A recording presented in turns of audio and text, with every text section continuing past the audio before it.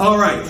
Are you guys ready to hear the absolute perfect way to cold call? And it's totally different than anybody else is talking about. All right? Hey, I'm the DH, and this is your Sales Energizer cold calling tip of the day. And this is a big daddy. This is the difference maker between you and everybody else. Here's the thing. When everybody goes to cold call, the first thing that you're going to hear from everybody is, listen, you got to know your customer. You got to have the perfect target. You got to know who you're talking. You got to do your research. Very important to get your research done. But here's what happens. There's a right way to cold call, and there's a wrong way to cold call. And the wrong way to cold call is to not do it.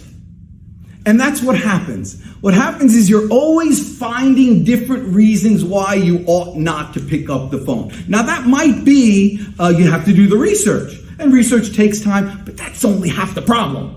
What happens when you do all that research and you find what, from a distance looks like the perfect client? These are the perfect they're going to love my stuff. They're going to need this. Obviously, they need it. And you build up this whole pressure in yourself, and you put together a whole pitch that you're going to say to them. Everything's good. By the time you get them on the phone, you're terrified because you put so much emphasis on that one account.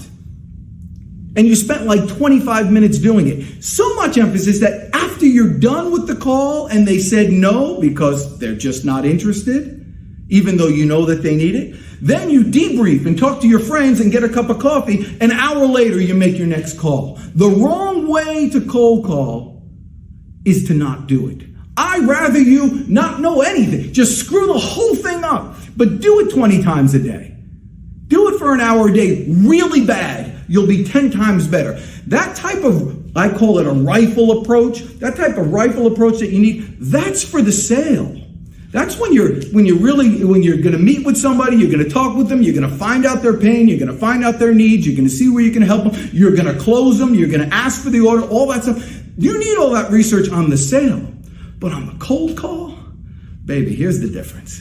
Make it a shotgun. Who the hell cares?